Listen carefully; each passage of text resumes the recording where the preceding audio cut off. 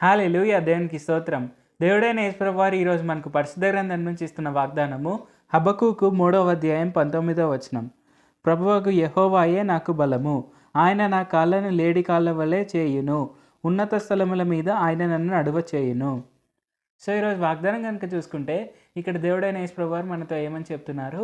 ఆయన మన కాళ్ళకు శక్తిని ఇస్తున్నారు. అంటే మనము ఇంకా అత్యంత గొప్ప హైట్స్ ఎదగడానికి దేవుడైన యేసుప్రభువారు మనల్ని ఆశీర్వదిస్తున్నారు అని. సో, ఇది మెటాఫరికల్‌గా ఏంటంటే మనల్ని గొప్పగా ఎదిగించడానికి దేవుడైన యేసుప్రభువారు సిద్ధపరుస్తున్నారు. అంటే లైక్ మనము ఇంకా హైట్స్‌కెళ్ళొచ్చు. అంటే ఇప్పుడు ఏదైనా ఒక గ్రాఫ్ తీసుకుంటే, ఆ గ్రాఫ్‌లో మనము పర్టిక్యులర్ లైక్ ఫైనాన్సెస్ గ్రాఫ్ ఏదైనా తీసుకున్నామంటే, మనం హైకెళ్ళే కొద్దీ మన వాల్యూ పెరుగుతుందనమాట. అట్లా దేవుడైన యేసుప్రభువారు మనల్ని ఎదిగించడానికి, అంటే మనం హైట్స్‌కెళ్ళడానికి దేవుడైన యేసుప్రభువారు ఇష్టపడుతున్నారు.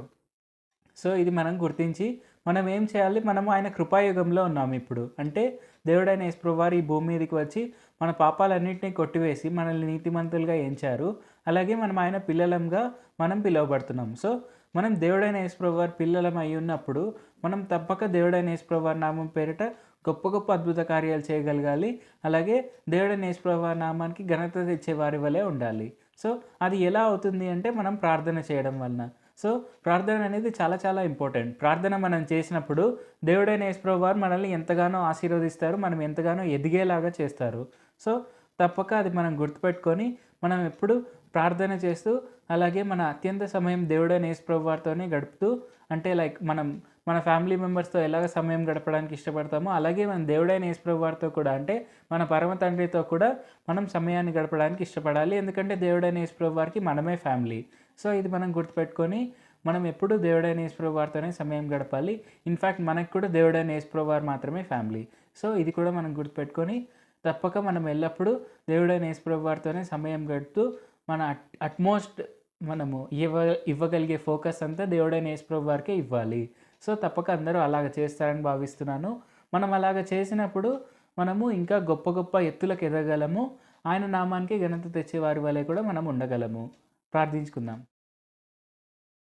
పరిశుద్ధ జీవాధిపతి జీవంగల దేవా యేసయ్య, ఇప్పటివరకు మీరు మాకు చేసిన మేళ్ళన్నిటి బట్టి మీకే వందనాలు తండ్రి.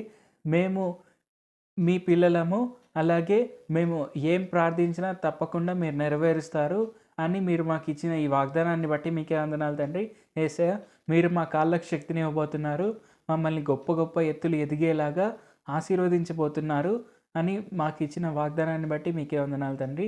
అది మేము స్వీకరించి మేము తప్పక ప్రార్థన చేస్తూ రోజు మీరిచ్చిన వాగ్దానం నెరవేర్పు కోసం మేము ఎప్పుడు పాటుపడేవారి వలె ఉండేందుకు సాయం చేయండి. ఎందుకంటే మీరిచ్చిన వాగ్దానాన్ని మీరు తప్పక నెరవేరుస్తారు అని మీరు మాకు తెలియపరిచినందుకు కూడా మీకే వందనాలు తండ్రి.